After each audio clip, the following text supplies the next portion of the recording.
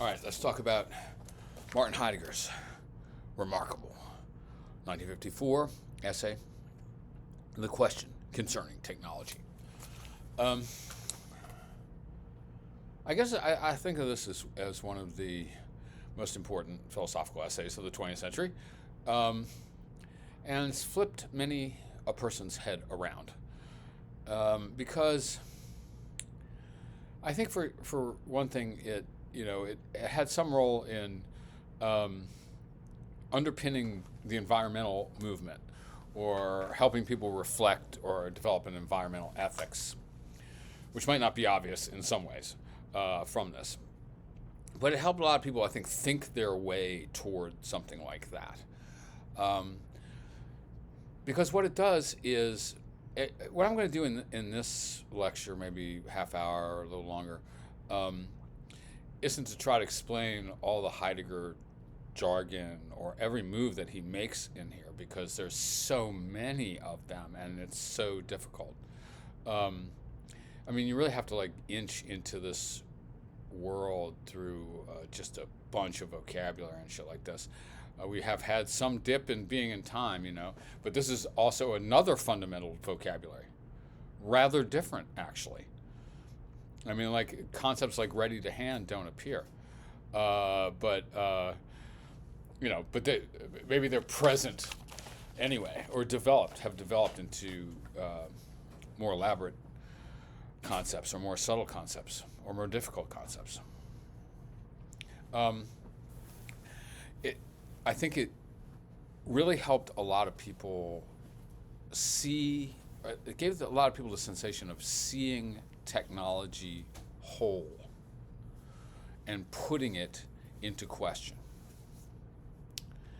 And that really is the way he frames what he's doing in this essay. This is fundamental to a bunch of Heidegger moments. The idea of questioning or raising the question, which you could, do in a kind of more superficial, direct, or obvious way, like we just raise a question. But he wants to make this really a profound, raise the question. And he thinks basically of philosophy as the activity of questioning, which of course is traditional since Socrates. And maybe in this case, and in some others, and also in a genuinely kind of Socratic way, he intends to open the question. This is what he says over and over again, and these are his words too: openness. He wants to reveal or deconceal technology, rather than immediately say trying to provide a cure for the problems of technology or an immediate program for transformation and improvement or something, which would actually be completely incompatible with what he's doing, because he thinks technology is the program for improvement, and it's going horribly wrong and shit, specifically because of that. Anyway, we got to get toward that. But this idea of raising questions is a very Heidegger idea, or the questioning the essence of technology. And that's the way this, just even read the first little bit of this. In what follows, we shall be questioning concerning technology. Questioning builds a way. Sounds like Lao Tzu. No, questioning builds a way. The way is a way of thinking. Technology as a way of thinking. Technology as a way of thinking. All ways of thinking, more or less perceptibly, lead through language in a manner that is extraordinary. So that's a Heidegger assertion, but maybe it doesn't play the biggest role in this, although it gives you an indication of the methodology. Questioning leads through language, because consciousness leads through language. Meaning is thinking is linguistic in a fundamental sense. That's one of my teacher Richard Rorty loved that idea. Swiped it, took it from Heidegger, um, but it's connected to the basic ideas on technology, but it's not perhaps central. But this is central. Um, we shall be questioning concerning technology, and in so doing, we should like to prepare a free relationship to it. That's the goal of this essay, is to understand what technology is, and hence, for the first time perhaps, make it clear, and hence to free ourselves conceptually from it, in the sense of seeing it as one option among many, or seeing that there are ways out of it. He could be construed as addressing technological realism, of a way that we talk about capitalist realism and connected. This is not his term, but I'm saying, like, this is underlying this essay is this idea.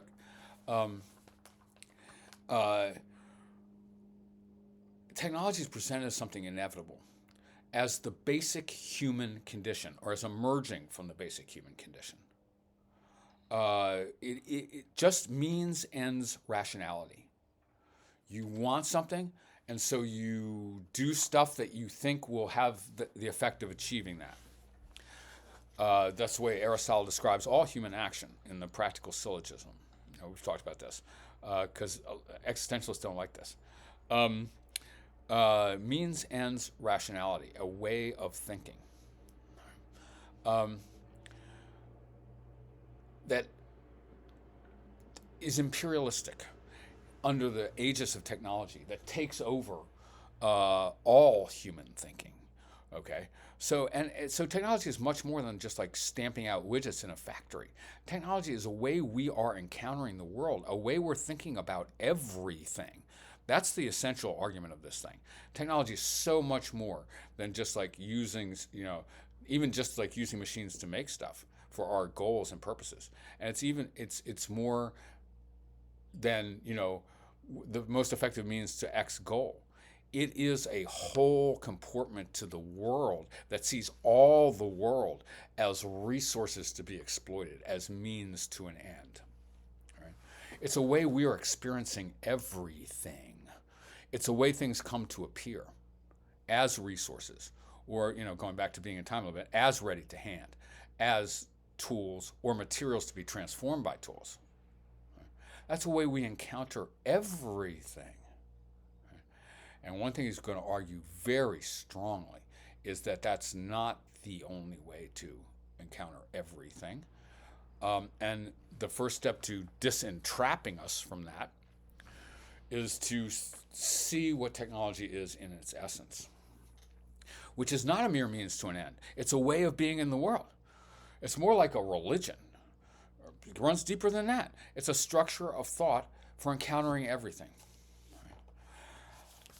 So it's an extraordinary and urgent task to make it optional, to see what it is and to see it as one way of being in the world among others. And that's one reason that Heidegger's always heading back to the pre-Socratics and stuff like this, or to Socrates and beyond. Aristotle's a central figure here. So that's one thing he's doing when he talks about Aristotle's four causes. The fact that his discussion of Aristotle on cause appears early in the question concerning technology, and that it appears that he rests so much of this essay fundamentally on those four causes: the material cause, the formal cause, the efficient cause. There's a fourth. Which one did I omit there?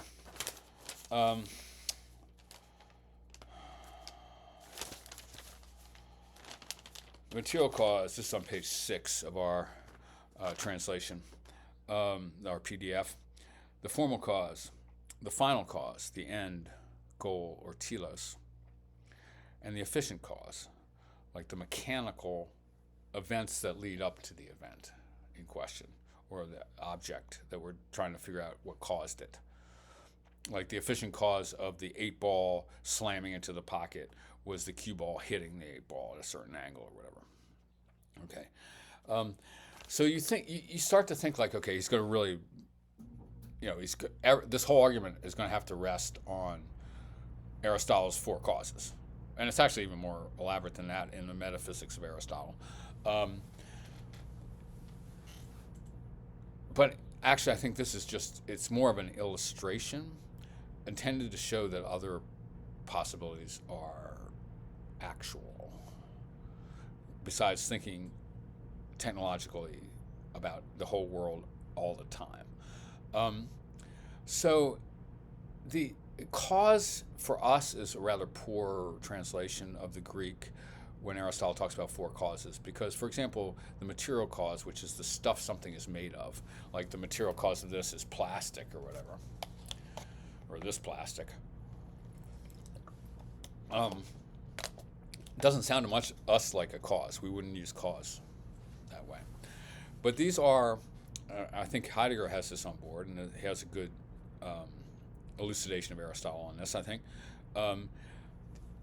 These aren't maybe what we think of as causes exactly, but ways things come to be, or factors in things coming to be. The material out of which they're made, the form into which that material is shaped. In a natural object like a stone or a tree, or in an artifact like a bottle. And the efficient cause, the mechanical production, like maybe the reproduction of an animal, or the soil and sun of a crop or something like that. And also the goal, okay? Like, why is this here? Because human beings need to drink stuff and all of that, like it's in our order of teloi, or purposes and goals. All those are ways that things come to appear, come to be. But the modern technological idea, which I think he thinks starts in the Enlightenment, or maybe well before even, and proceeds through the 19th century, golden eras of science and technology to where he is in the 1950s, limits, ignores the ways, most of the factors or most of the dimensions by which things come to be. And just focuses on the final cause, that is the telos or purpose, the human telos or purpose, and the mechanical means to produce that final cause, the most efficient means, the causa efficiens, the most efficient means to produce the desired result. But even just the fact that there are other kinds of causes, the material and formal causes for Aristotle, are factors in the way things come to be, shows that there's coming to be in excess of modern technology. I mean, he deploys, and so I think I would de-emphasize Aristotle's four causes in interpreting this. It's more of an illustration or a demonstration of a sub-point here, rather than the absolute fundamental distinctions. I mean, what he does is he talks about ways things come to appear, or dimensions of being. Now I'm getting bleed through from what I wrote on the other side. That's amazing here, I guess. So these are fundamental Greek terms that Heidegger uses throughout the question concerning technology. I'm going to give you a sheet on this, or a supplement to the Heidegger vocab sheet that works on those, okay? But these are all ways or dimensions of coming to appear. Physis is Greek for nature. That's physis, this one on top. Physics and physical, etc. Nature. That's a dimension, an arena in which things come to be and come to appear. Naturally, like when a tree, a forest comes to be, or an earthquake knocks down a mountain, or something like that, okay? Things come to be, appear. I guess knocking down a mountain isn't coming to be. Something might come to be. Poiesis is usually thought of as that's a really rich term that a lot of philosophers have worked on even recently, is thought maybe of a way at least certain things in nature come to be, self-creating, like something blossoming from within itself. And that leads to the idea of poetry, like of artistic creativity, like something blossoming up from itself. Maybe one of us, the artist, blossoming up from itself, like a way.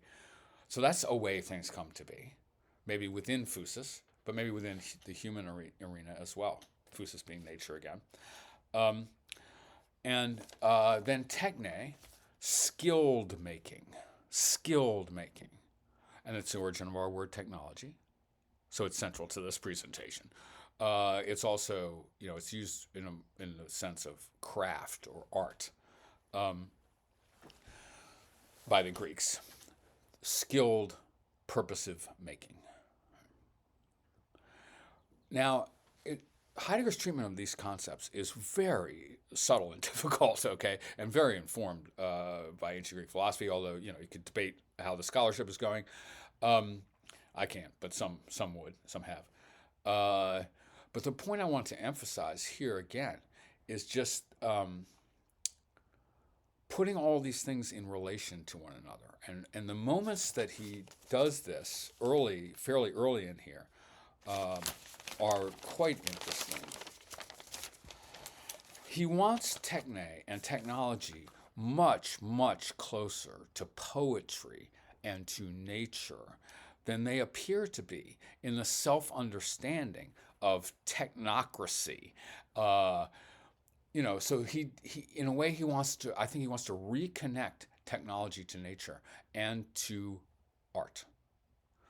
He wants to say, like, it's all of these are ways that things come to be, and underneath they're much more similar than one would think. Human making is more natural, more like a blossoming, perhaps, than we might think it is. Now, a lot of this is reading into Heidegger, reading out of Heidegger. I'll get deeper into the Heidegger verbiage next time. In a way, I'm trying to get you into the Heidegger verbiage so we can, have a frame for understanding some of the basic ideas. Okay.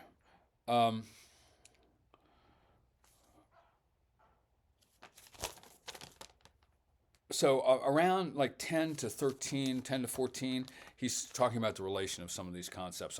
Maybe I'll run through some of these passages briefly.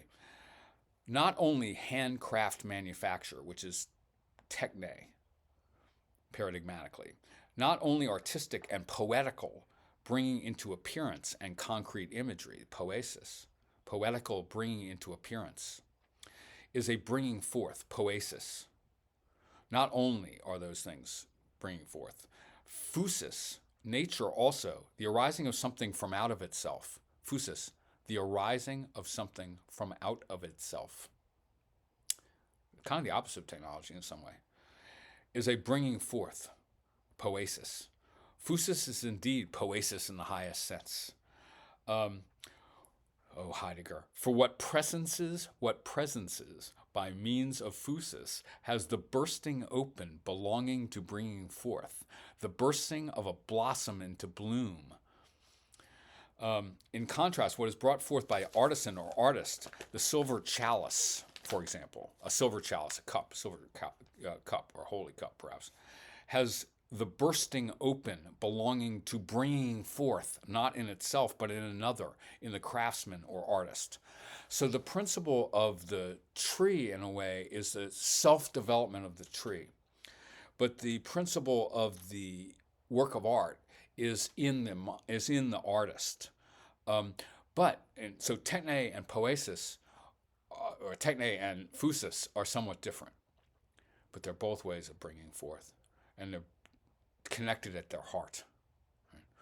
Now we're beginning to have this argument that it's not even exactly technology that's been the problem.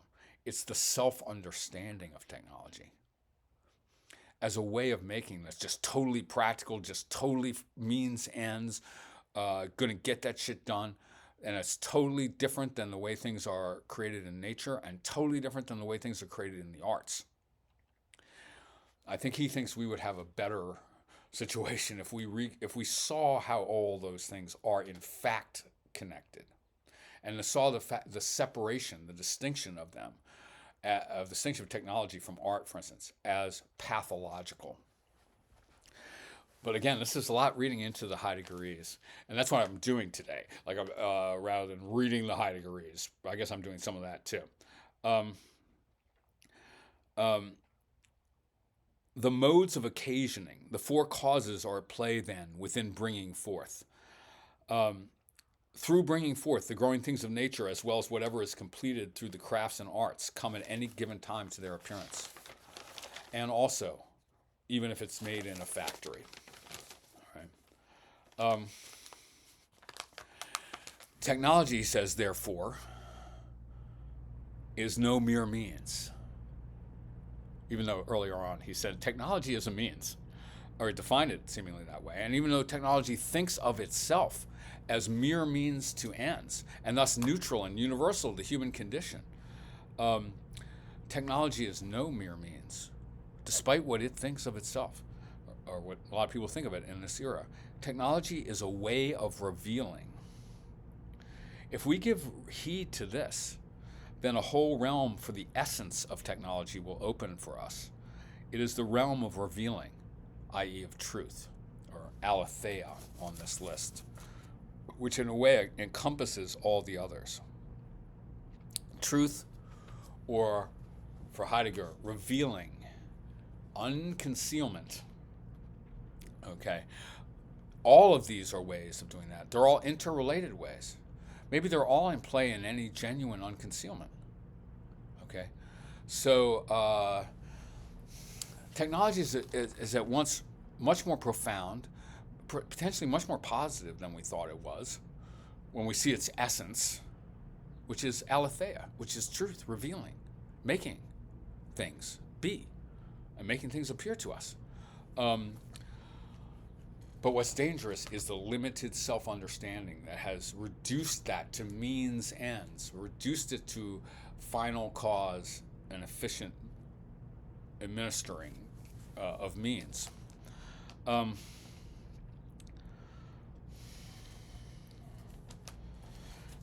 guess I'll try a few more passages and then a little more elucidation.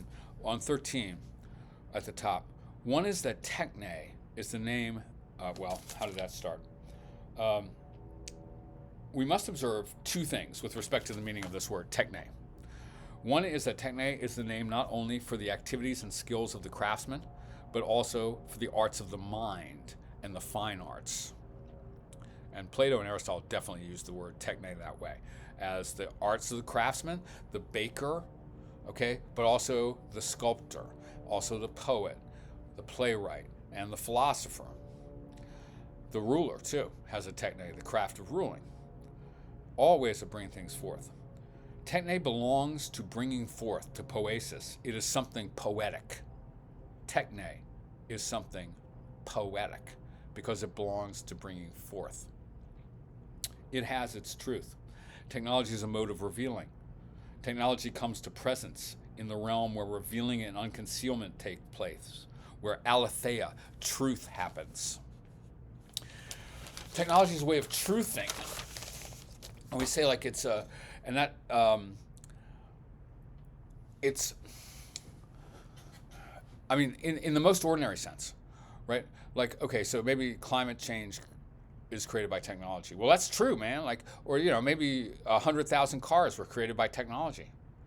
Well, that's true. Those are truths. Those are new things in the world. Those are ways things are coming to be. Like, technology is literally a way things are coming to be, a way materials are transformed, a way objects are coming into existence. It's truth, baby. Okay? But it's a problem, and it's especially its self-understanding is a problem. And maybe the answer isn't to get rid of it or something, and maybe that's not really one of the possibilities.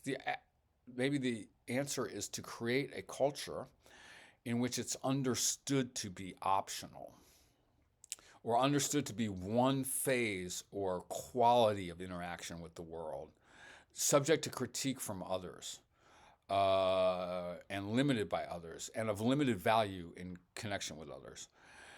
like again, technology tends to present itself as this just neutral human condition of administering means to ends, which we all need to do to survive.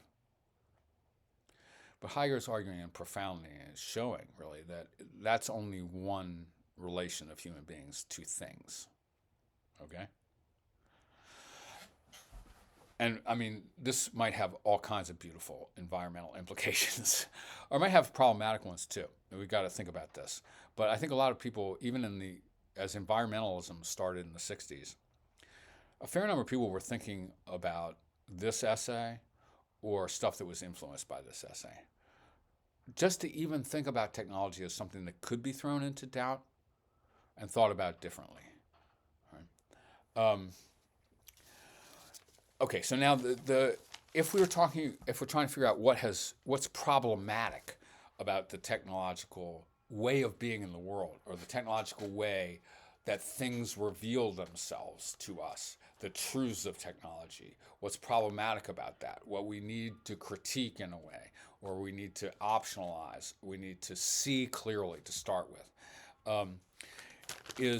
okay, so now we got technology is a mode of revealing, a way in which anything can come to be seen, a way in which anything can come to be experienced. Bound up with, this might be simplistic, with means ends rationality. Seeing everything in the world as a means to an end. All right.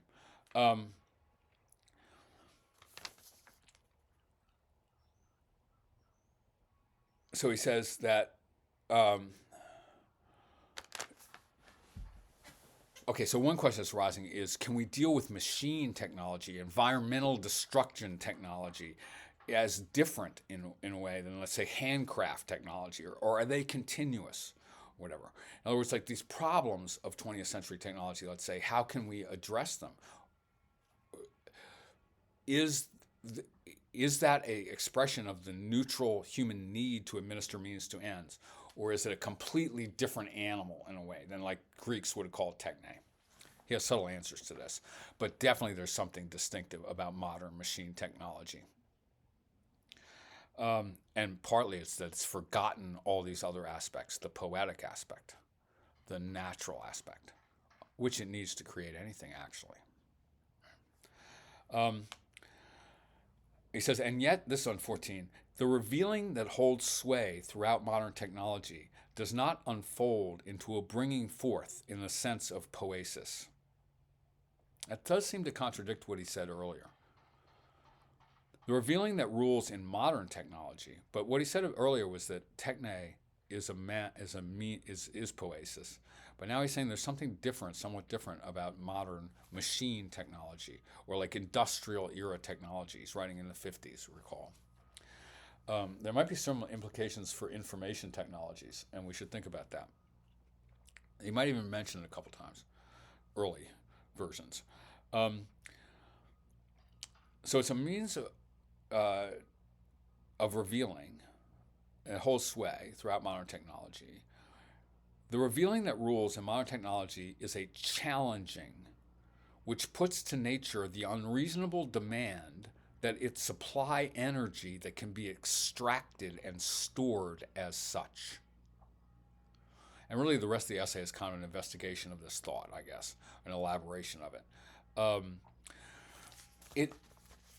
Technology in the modern machine sense puts us into this global relation to nature as challenging it, like demanding of it, like, give us the energy, man. Like, we're going to force you, and like literally force you, like drill shit into you and, make it gush and shit, a challenging forth of resources, a hostile mode of connection, a hostile mode of revealing that views nature as a barrier to be kind of eradicated into resources. And again, you should think of being in time and present to hand and ready to hand, and all that is right here as well, like underlying this. But this is much more elaborate and developed. Okay. And it's interesting that he makes energy so central and energy resources. His understanding of technology was pretty interestingly fundamental. So now we start to see everything this way. The earth now reveals itself as a coal mining district. Maybe before it was a sacred ground of our lives or something. Now it's a coal mining district. The soil as a mineral deposit. These are ways things are appearing to us, ways that we're seeing things completely differently than we did before. This is the sacred land of our ancestors. This is a nice field of coal mines, man.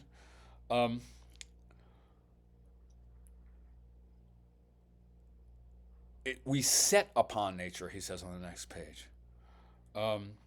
This setting upon that challenges forth the energies of nature is an expediting in two ways, like faster, faster, faster. Give it up now. It expedites in that it unlocks and exposes. Yet that expediting is always itself directed from the beginning toward furthering something else. So maybe poiesis could expedite too, like as a flowering or making a poem or a painting. But this is expediting toward a purpose that's outside of the thing being developed. A human purpose that's outside of the oil, or that we're toward driving on to the maximum yield at the minimum expense. The coal that has been hauled out in some mining district has not been supplied in order that it may simply be present somewhere or other. It is stockpiled, ready to hand in the deepest sense. That is on call, ready to deliver the sun's warmth that is stored in it. The sun's warmth is challenged forth for heat, which in turn is ordered to deliver steam, whose pressure turns the wheels that keep a factory running. So like this is a hostile, warlike relation, or it's a master-slave relation where you give it up right now, work for me, God damn it, give me the resources, feed me now. Etc. And that's characteristic of modern technology, and that is a fucking disaster, dude. Now, it's not that we're going to get rid of technology altogether. We just got to see that that's only one moment or way of being in the world. All right, I'm going to talk especially about a bunch of the later distinctions. Technology is not only a way of being, but it's a way of seeing. And that's what we'll talk about next time, like the concept of Gestell and framing, seeing things as individual objects to be exploited and used for maximum efficiency, rather than all the many other ways they might be seen. In framing them, this is really interesting in regard to art and everything, isolating objects. So we have to get into a bunch of that stuff. This is a long essay with a bunch of fascinating moves. Again, I find Heidegger almost unteachable because there's so much, and it's so difficult. All right, I hope that one worked out because the last one I recorded the audio didn't work.